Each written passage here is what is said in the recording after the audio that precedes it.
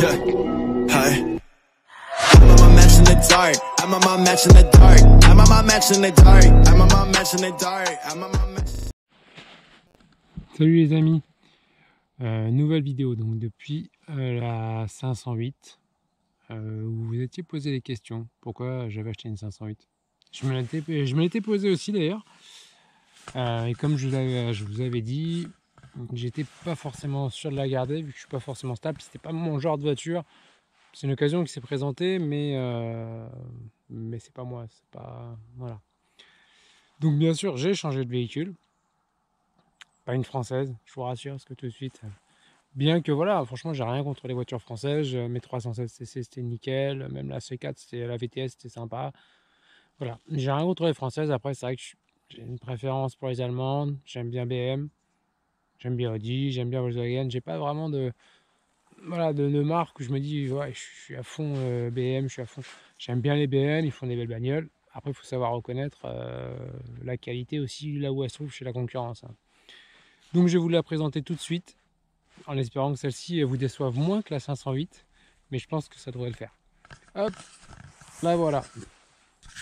Donc c'est une EOS, un 2 litres TDI, 140 chevaux de 2007, Karat, donc avec le cuir rouge. Bon, je vous ouvrirai après, hop, on regardera. Cuir rouge, donc ça fait à peu près une petite semaine à l'heure actuelle que je l'ai, alors que je vous parle, là, ça fait une semaine, ouais. Donc dessus j'ai déjà fait refaire tout le système du toit, personne n'est venu, a tout refait, les câbles, enfin voilà, graissage, tout ce qu'il fallait. Tout a été refait.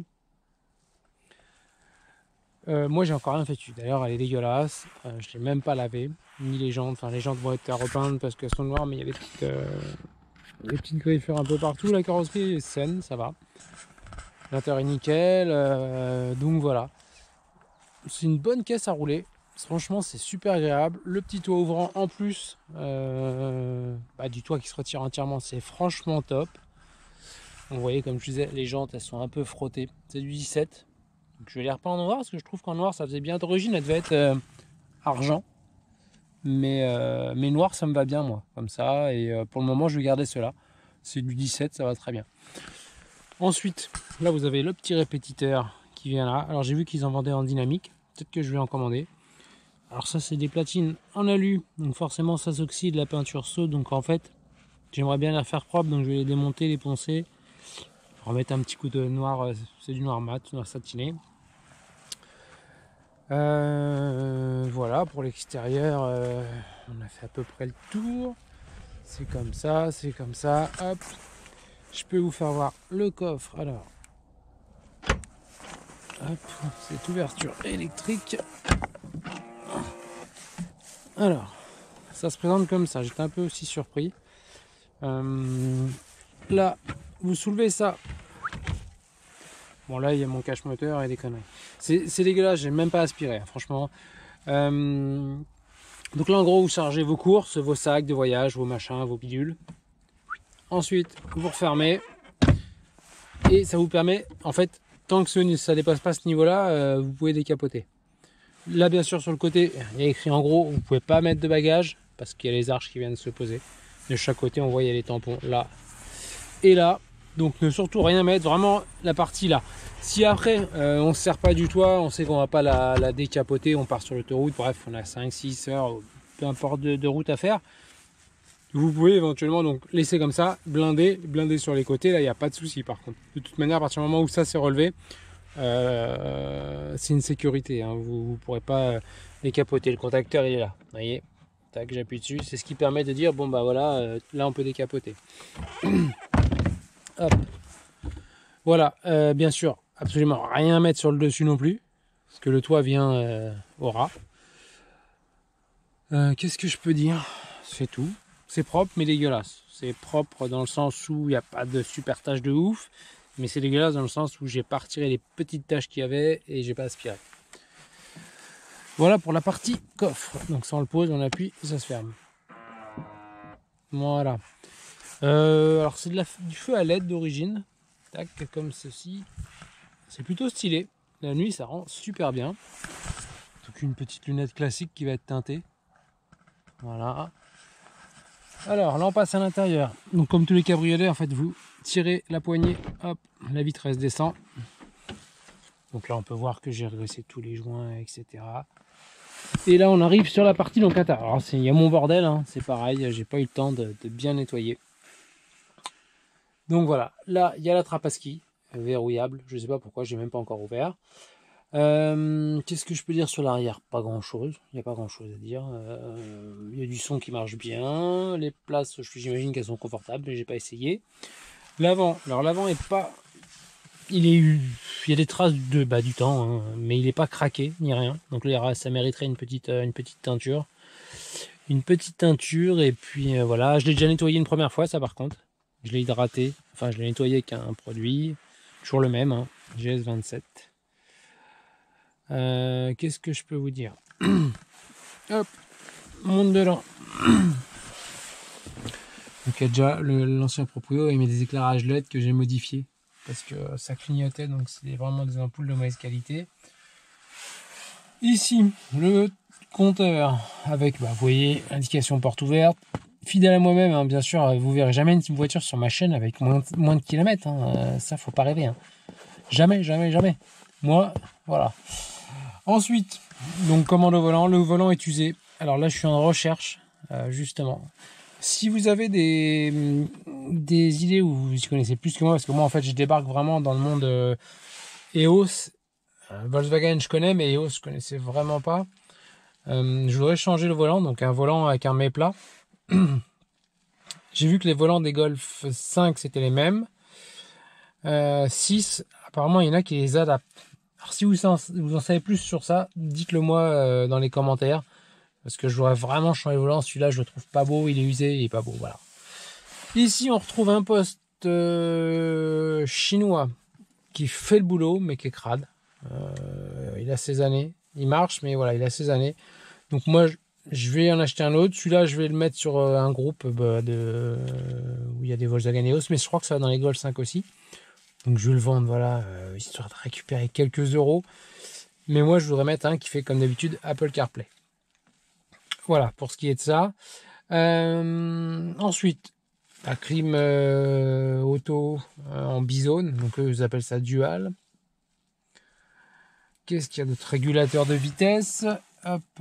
Ici, ensuite, donc allumage des feux automatique, essuie-glace automatique. Vous avez les commandes ici, vitre avant, alors les 4 vitres, vitre avant, vitre arrière, rétroviseur, donc qui se rabat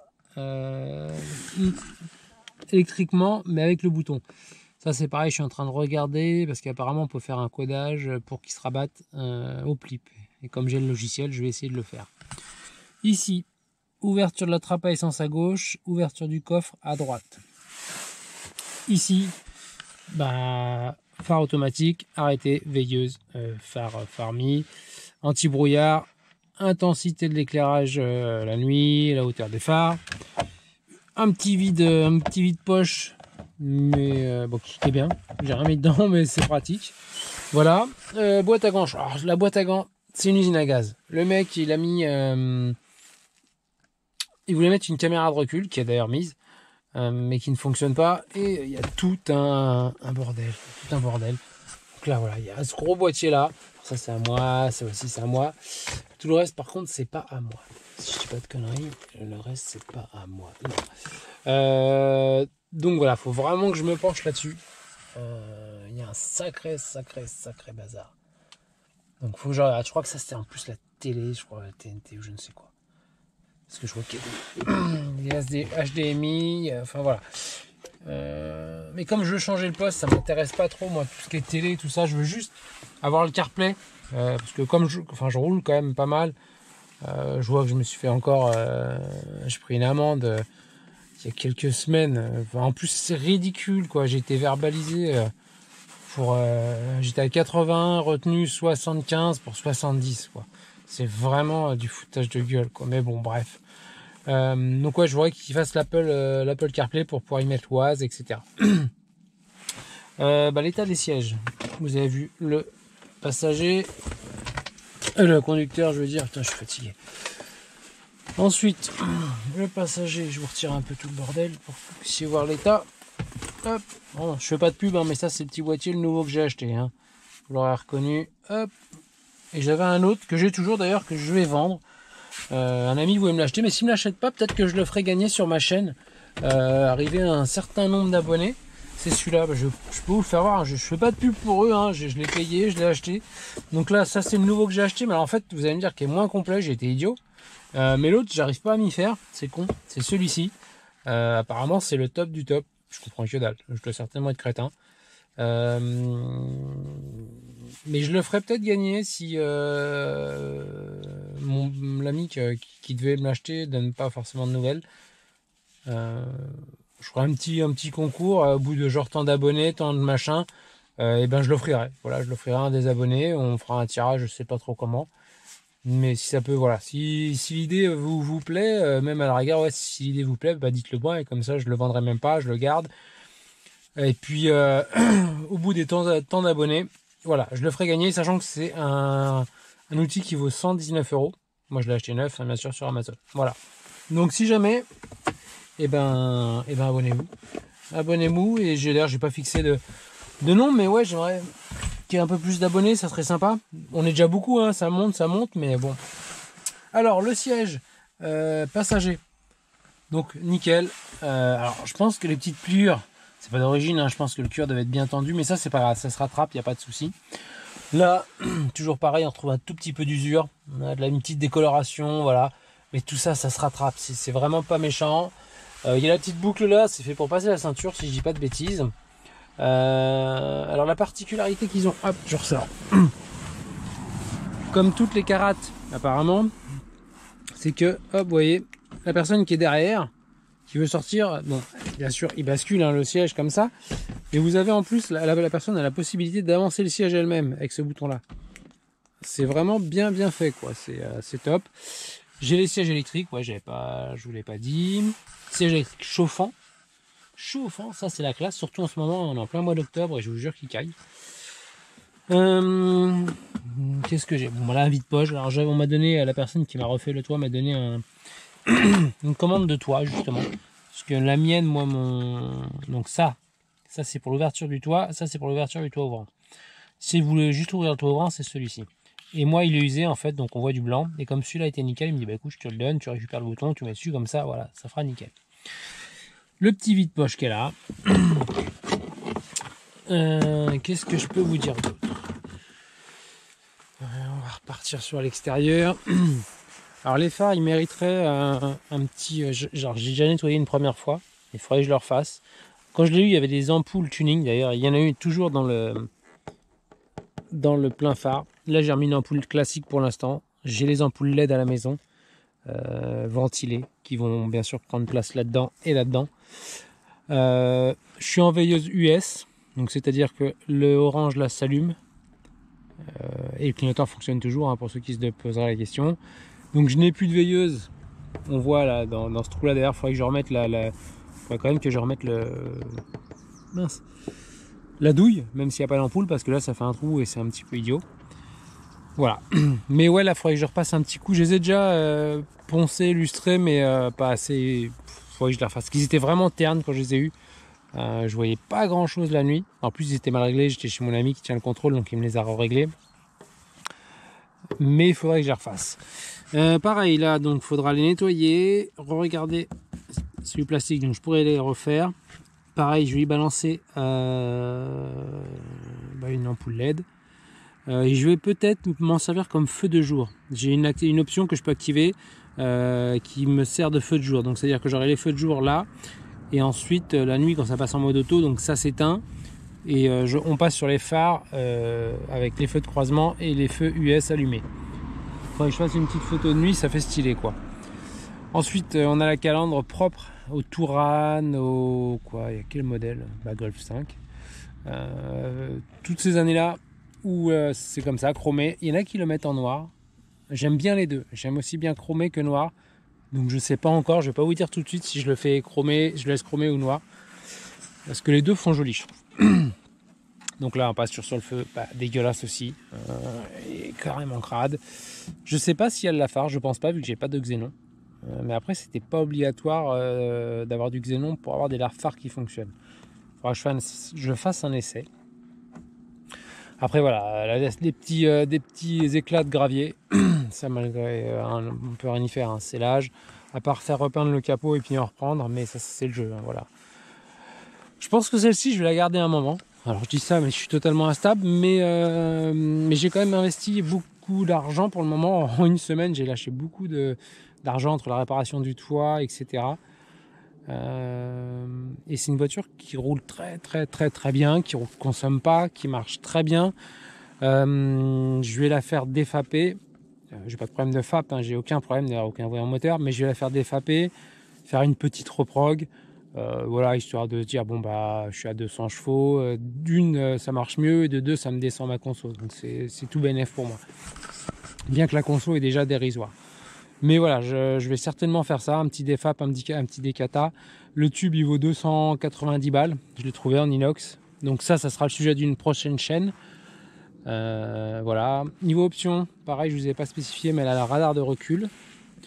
Alors, pas grand chose, mais c'est sympa. Hop, voilà la fameuse caméra qui a été mise. Alors d'ailleurs, vu l'état, je sais pas, voilà, on doit rien voir. Alors moi, ce que je voudrais faire, c'est un rétrofit. Ils le vendent, hein, on peut le faire. Donc en fait, moi la caméra, elle se trouverait là, cachée derrière. Bon là, ça ouvre le coffre, voilà. Mais en fait, elle serait là. Je vais laisser se refermer gentiment. Oh, mais il s'est refermé déjà, voilà. Donc oui, hop. En fait, la caméra se trouverait là, sous le truc, sous le logo Volkswagen. Hop. Donc ça, c'est d'origine. C'est d'origine. Et j'aimerais bien l'installer parce que je trouve que c'est super stylé. Tu passes la marche arrière, tu as ton petit logo qui se lève et tu as ta caméra et tu vois tout, c'est vision nocturne et tout. Franchement, c'est nickel. En plus des radars de recul, ça serait le bonheur. Le toit ouvrant. Le toit ouvrant, parlons-en. Il est en verre, transparent, teinté. Vraiment très teinté. L'arrière n'est pas en verre, c'est bien de la tôle. Ils sont restés sur un noir très brillant, mais c'est pas du verre. Mais je pense qu'ils ont voulu rester dans l'esprit vert. Mais c'est de la tôle. Par contre, l'avant, hop, si on peut voir de là, voilà, c'est bien du verre. Et ça, c'est vraiment stylé. Donc, alors, il y a quelque chose pour... il y a un store pour abattre, mais ça sert absolument à rien parce que même s'il y a un soleil de fou, et ben vu comment elle est teintée, la vitre, elle est vraiment très teintée, vous cramerez pas. Ça plus la clim, c'est nickel. Et l'été, franchement, c'est agréable. Enfin, j'en sais rien, j'ai pas testé, mais je pense que ça doit être super agréable. Voilà. Alors les petits joints, voilà, moi j'ai tout graissé avec une graisse spéciale, une graisse Facom spéciale pour les joints que j'utilise à base de silicone. C'est vachement important, c'est vraiment c'est la première chose à faire sur un cabriolet. Quand vous voyez que les joints, vous achetez un cabriolet et que les joints sont un peu secs, vous n'hésitez pas, vous les graissez avec ce produit, vous en beurrez, mais voilà, vous ouvrez le toit et vous laissez tous les joints se reprendre du volume, se réhydrater, etc. C'est vraiment super important. Ça évite toutes les petites infiltrations d'eau. Là, j'avais une infiltration d'eau suite à l'intervention de la personne là, c'est pas du tout de sa faute, hein. Il y a une petite goulotte qui avait bougé, je l'ai remise en place, normalement c'est bon, on les voit pas, je pense pas qu'on puisse la voir, c'est caché, hop, non on peut pas voir.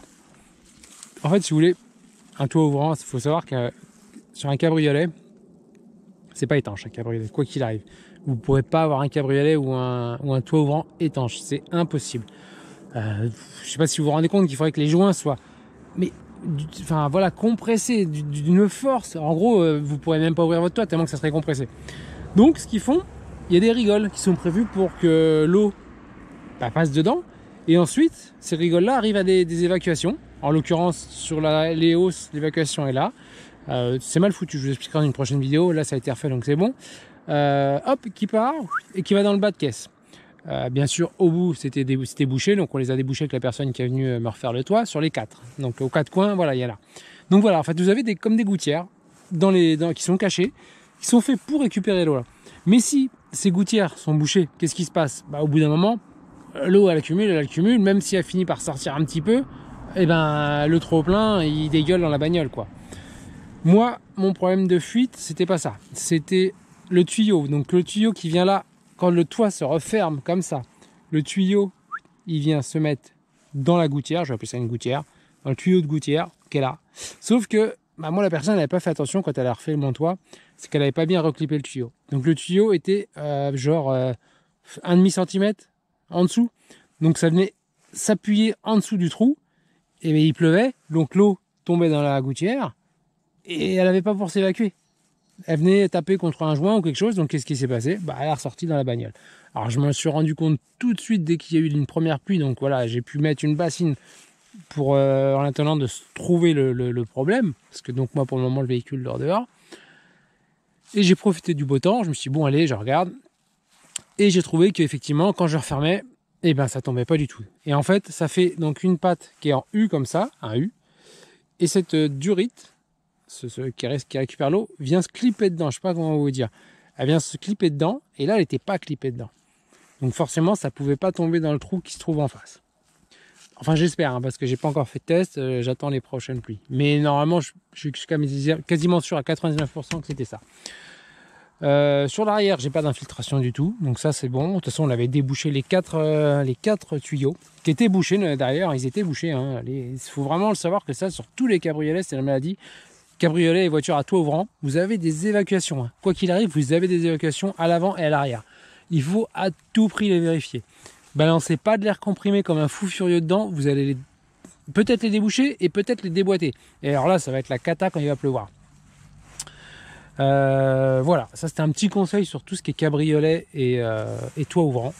Hop. Vous voyez, là j'ai bien agressé, je sais pas si on va voir quand même à travers la vidéo, si on voit ma vieille tête, mais voilà, on voit que c'est bien gras, hein, c'est du silicone, ça nourrit, il faut nourrir. Surtout là en plus qu'on arrive en période d'hiver, c'est là où ils vont prendre le plus cher, ça l'hiver et le soleil, hein, l'été. Donc moi je le fais à chaque lavage, c'est peut-être un peu extrême, mais chaque lavage, ils sont hydratés. Voilà, je leur mets leur petite dose de silicone. Bon, voilà. Ensuite, je suis pas encore non plus décidé. Bon, ça, je vais le virer, hein, bien sûr. Je suis pas encore décidé si je retire si je pense que si le EOS et le 2 litres TDI. Donnez-moi votre avis en commentaire. Est-ce que je dessigle l'EOS? Je retire tout. Donc, il n'y aura bien sûr plus que ça. Voilà, donnez-moi des petites idées. Donc déjà, alors elle est vite teintée. Lunettes arrière, vite avant, en légalité, hein, bien sûr, encore une fois, pour pas être embêté par la gendarmerie. Hein, je suis pas là pour rouler et puis me faire arrêter tous les 5 minutes et manger des fouines, quoi. Voilà ce qui va se passer déjà. Donc l'autoradio, il y a beaucoup de choses. Donc l'autoradio, le rétrofit de la caméra, les jantes qui vont être repeintes. De toute manière, je suis obligé de changer les pneus parce qu'ils sont archi morts. C'est une taille un peu spécifique, c'est du 235-45-17. C'est assez large pour ce petit véhicule. Enfin, ce petit, il n'est pas si petit que ça. Voilà, qu'est-ce que je peux vous dire d'autre? L'intérieur, il y a des petits trucs sympas, vous voyez. Il y a un éclairage derrière. Bon, c'est dégueulasse, faites pas gaffe, j'ai vraiment pas aspiré. Il y a un petit éclairage de pied pour les passages arrière, qui est plutôt sympa. Le pédalier en alu, enfin voilà, après c'est l'intérieur qu'on retrouve je crois dans les TT, dans les Golf. C'est sympa, franchement c'est bien fait, on est bien, voilà, ça reste Volkswagen, hein, ça reste de l'allemand. Autre chose sympathique aussi, d'habitude dans les CC vous avez un pavillon type voiture classique en fait, dur, et là non, donc à l'extérieur on a un CC et à l'intérieur en fait c'est une toile. Là, vous n'allez pas vous en rendre compte, mais c'est une toile, comme un ciel de toit dans un cab. Et j'ai trouvé ça plutôt super cool parce que ça fait un peu rétro. C'est sympa, franchement c'est sympa. Et ça c'est unique, franchement, le toit ouvrant sur un cabriolet, mais j'ai trouvé ça génial. C'est génial. Les mecs qui ont pondu ça, alors ouais, vous allez me dire c'est une deuxième source d'emmerde. Ça je suis d'accord. Je suis d'accord que c'est une source, on se rajoute une source d'emmerde. Mais qu'est-ce que c'est stylé, putain. C'est stylé, quoi. Franchement... Enfin, je fais ça comme si j'étais un commercial, mais c'est stylé. Je peux vous l'ouvrir. Mais le problème, c'est que je suis tout seul. Donc, pour manœuvrer les deux choses, ça va pas être évident. Alors, je vais vous ouvrir. Alors, vous avez plusieurs positions. Donc là, il faut mettre le contact, bien sûr, pour ouvrir. Hop. Je vais couper s'il y a du son. Non, il n'y aura pas de son. C'est bon. Hop, on éteint la ventile. Je suis désolé, il y a du bazar. Bon, donc vous voyez mon bouton que je vous disais qui était tout usé, voilà, on voit il est tout blanc. Donc si vous appuyez une fois, donc je vais pas vous filmer l'appui, on s'en fout. J'appuie une fois, ça va entrebâiller le toit. Voilà. Donc là vous avez une première position toit comme ça. Ça peut être sympa quand vous roulez, il fait pas super chaud, super froid, vous voulez un petit peu d'air quand même, mais sans ouvrir la fenêtre et que ça remue partout, vous mettez comme ça, c'est nickel. Ensuite, la seconde position, donc on fait un rappui sur le bouton. Donc c'est appuyer, hein, c'est pas tirer. Tirer c'est pour fermer, donc un appui. Vous refaites un appui, hop, voilà. Là il s'ouvre et franchement c'est stylé. C'est terrible. Hop, alors attendez, on va sortir. Voilà en vue extérieure. Et là où ils ont assuré aussi, c'est qu'ils ont mis un petit saut de vent. Hop, voilà. D'origine. Alors vous pouvez voir que dedans c'est un cimetière à moustiques, il faut que je le nettoie, mais ça veut dire que ça fait le taf. Et quand je l'ai eu, le lendemain le toit fonctionnait à moitié, enfin il fonctionnait, je pouvais décapoter mais c'était un peu galère. Donc je l'ai ouvert et j'ai mis ça pour voir la différence et effectivement ça fait carrément moins de bruit, hein. C'est efficace, c'est pas là pour faire joli, hein. C'est vraiment efficace. Hein. Voilà. Ensuite, alors je le replie, mais il peut se replier tout seul quand le toit vient se refermer dessus, hein, je vous le dis, voilà. Donc là, voilà, là on est en phase, hop, je vais fermer la porte, en phase, on va dire voiture coupée, avec le toit ouvrant, ouvert. Et franchement, ah bah voilà, j'ai les feux US qui sont allumés, oui, c'est dès que je mets le contact. Voilà, hop, vous voyez les feux US, alors donnez-moi votre avis aussi, hormis que les feux sont ternes, je le sais, ça me le dites pas, je vais les refaire. Mais dites-moi, voilà, qu'est-ce que vous en pensez? Ça claque, franchement. C'est terrible, moi, je trouve. Pour avoir eu des 307, des 206 et compagnie, je kiffe, franchement, je trouve ça terrible. Cette idée, elle est géniale. Elle est géniale. Voilà. C'est magnifique. Ensuite, on voit d'ailleurs que tout a été refait. Tout est graissé, tout a été refait, nickel, quoi. On va partir sur la... Là, on va décapoter. Alors, c'est un peu plus compliqué. Et c'est dommage, je ne pourrais pas vous filmer la cinématique. Elle est extraordinaire aussi. Comment je pourrais faire? Je peux pas. Bon, il faut que je pose la caméra. Ça va être une galère. On va essayer de faire quelque chose. J'ai un mini trépied. Est-ce que ça va faire le boulot? J'en sais rien. Je vous garantis pas. Hop. Ah non, ça va être trop bas. Merde, je suis deg. Comment je peux faire? Je pourrais pas. Alors en gros, la cinématique, je vais vous la faire. Si vous le connaissez, vous l'aurez vu sur internet. Mais donc le toit ouvrant se recule un tout petit peu. En fait, en gros, il arrive là. Ensuite, cette partie-là vient, elle se lève pour se mettre par-dessus. Ensuite, le coffre s'ouvre et tout tombe dedans. Enfin, la cinématique, elle est juste magique. Magique, franchement. Hop, allez, on va le faire. Donc là j'appuie sur le chromé, pas sur celui-là, là j'appuie sur l'autre. Hop. Donc les vitres se baissent bien entendu. Le toit a reculé comme je vous l'ai dit. L'arrière se lève. Hop. Il vient se mettre par-dessus. Le coffre s'ouvre. La cinématique est extraordinaire.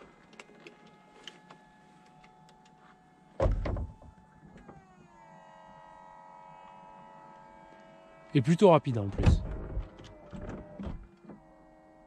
Voilà, ligne, fin de chantier, on a fini. Et voilà, là on est en full cabriolet. Ah, c'est une dinguerie, franchement c'est d'une dinguerie cette voiture, je connaissais pas. Et je crois que je kiffe à mort. Hein. C'est vraiment une superbe caisse. Alors on peut bien voir l'intérieur du coup. Hop. Alors une fois que bien sûr le toit est dedans, tout de suite, hein, on est d'accord que ça restreint. Déjà vous pouvez plus soulever. Hein. Donc en gros vous passez vos courses ou vos machins tant bien que mal par là. Donc là vous comprenez pourquoi on peut rien mettre. Tout le système vient là.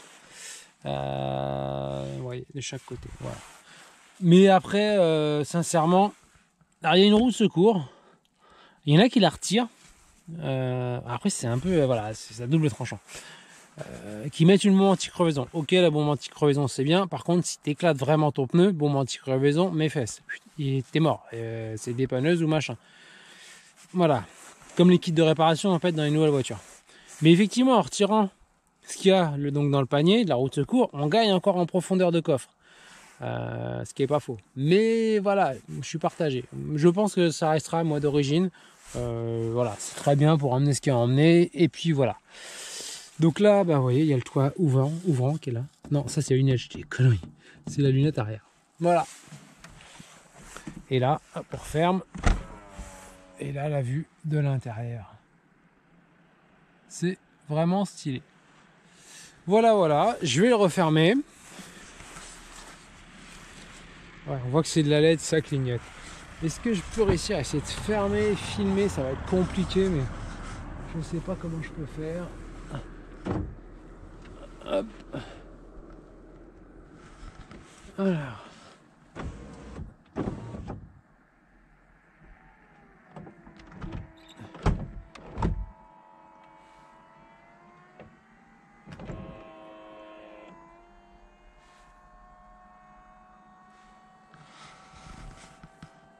Voilà.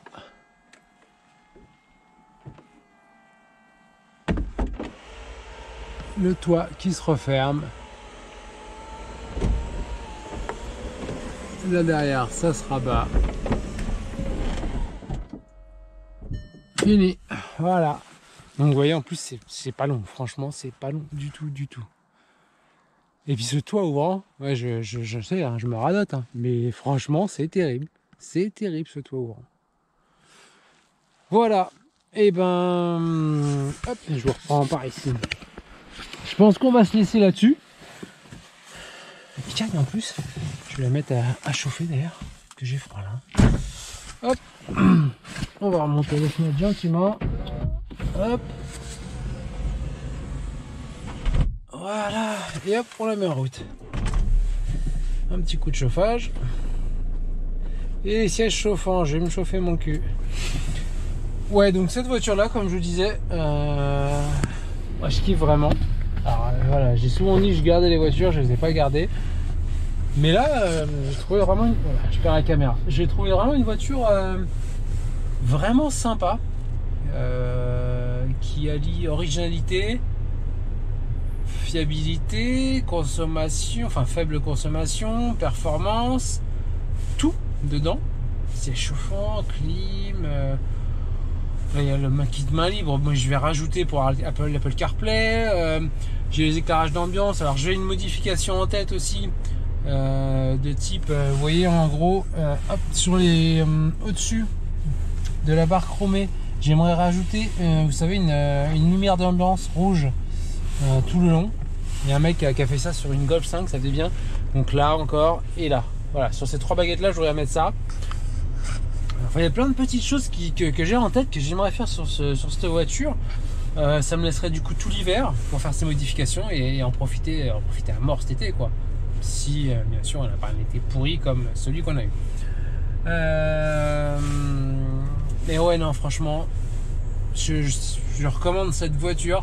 Ça fait qu'une semaine que je l'ai, mais je la recommande vraiment. Je connaissais les voitures, les TDI, hein, j'en ai eu un paquet, que ce soit des Audi, Volkswagen, j'en ai eu beaucoup.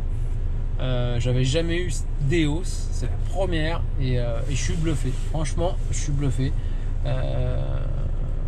Ça marche vraiment bien. Après, ouais, bah il y a des problèmes de toit quand c'est pas forcément entretenu, et même quand c'est entretenu, bah ça vieillit. Il y a des câbles, c'est un peu compliqué. Alors moi on m'a expliqué, mais après je vais pas vous bassiner avec ça, mais bon, en gros il y a des câbles avec dessus comme une vis sans fin. C'est ce qui vous fait, alors ça c'est sur le toit ouvrant, c'est ce qui vous fait reculer le toit ouvrant. Et c'est souvent, dans la majorité des cas, c'est ça qui déconne. Qui vient, les dents elles sont usées, ça vient sauter, donc le toit se met en travers, et dès qu'il se met en travers, bah forcément ça bloque, c'est fini, voilà, fin de l'histoire. Donc là-dessus, il faut tout dépouiller, il faut tout sortir. Moi, quand la personne est arrivée chez moi à 9h moins quart le matin, j'ai dû aller faire un dépannage. Ensuite, j'ai un collègue qui est arrivé. Bon, bref, j'ai laissé entre dizaines de minutes, voilà, on va dire tout seul. Je suis revenu chez moi, le toit en verre il était par terre et tout. Oh, je me suis dit chantier quoi, jamais je ferais ça de ma vie quoi. Après lui c'est son taf, il connaît très bien.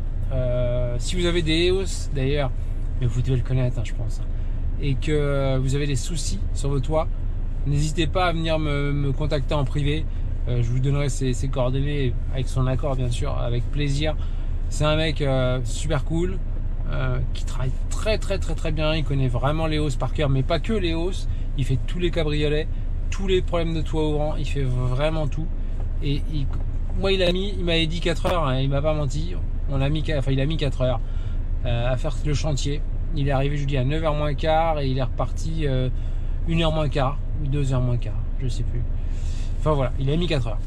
Sachant qu'on a parlé, on a bu un petit café. En plus de parler, il explique en même temps. Voilà, tu vois, là c'est le problème, là c'est machin. Non, franchement, ce mec-là, il est. Et puis alors, c'est d'autant plus de travailler bien et de connaître son boulot. C'est un mec qui est super agréable à discuter. C'est vraiment un mec top. C'est un super mec, une super personne. Voilà. Et bien écoutez, la vidéo va s'arrêter là parce que ça fait déjà 35 minutes que je vous saoule avec mon EOS. Mais c'est parce que je suis content en fait. Mais ouais, je vais arrêter de vous guider avec ça parce que ça se trouve vous n'allez pas du tout aimer en fait. Mais vous seriez difficile si vous aimez pas quand même, hein, sans déconner. C'est une voiture sympa et qui demande à découvrir, enfin voilà, à être découverte quoi. Je veux dire, moi je connaissais pas, je viens de la connaître et j'en suis super content. Donc c'est un 2 litres TDI de 2007, donc c'est les premières, hein, parce que les premières sont sorties en 2006, donc elle est dans les premières. Alors oui, il y avait des problèmes de culasse effectivement sur les 2 litres TDI, les culasses poreuses, etc. Moi la 353 000, donc la culasse poreuse, si elle était là, elle y est plus, elle a été remplacée, c'est sûr. Et en soi, c'est pas un chantier de fou de changer la culasse. Si vous pouvez les avoir pour pas trop cher, bah, faites-vous plaisir. Mais sachez quand même que des fois, il y a un petit budget derrière à mettre. Je peux pas donner les prix, je donne pas les prix des voitures que j'achète et je donne pas les prix de l'intervention parce que si je donne un prix d'intervention que j'ai payé là pour le toit, les gens vont se référer à ce prix-là alors qu'ils peuvent avoir un problème tout autre et le tarif sera pas le même. Donc ils vont dire ah ouais mais j'ai vu sur la vidéo que c'était 100. Donc non, je peux pas donner de prix, c'est vraiment au cas par cas. Moi il m'a pris telle somme parce que c'était tel problème, voilà c'est ça. Mais en tout cas si vous prenez une EOS, ouais, après vous aurez peut-être pas de problème si elle a bien été entretenue. Si elle a bien été entretenue, continuez à l'entretenir, graissez vos joints régulièrement, même plus qu'il ne faut. Vaut mieux en abuser que ça ne soit pas assez. Parce qu'à partir du moment où ça glisse plus, c'est là que ça merde. Et l'usure aussi. En fait, quand ça glisse plus, ça force sur les câbles. Si ça force sur les câbles, ça les use et là c'est la merde. Voilà, et ben écoutez, on en est bientôt à 40 minutes, donc je vous laisse. Et puis n'hésitez pas à me laisser les commentaires par rapport au déciglage, si vous pensez que ça ferait mieux sans, par rapport au VES, que vous en pensez. Voilà, tous mes petits projets, les lumières d'ambiance que je voudrais mettre, type comme sur les dernières Golf 7R, enfin les dernières Golf, ouais, 7R je crois, etc. Voilà. Et ben écoutez, je vous dis à bientôt, prenez soin de vous, et puis on se revoit dans une prochaine vidéo sur les hausses. Bye. Yeah. Hi. I'm on my match in the dark. I'm on my match in the dark. I'm on my match in the dark. I'm on my match in the dark. I'm on my match.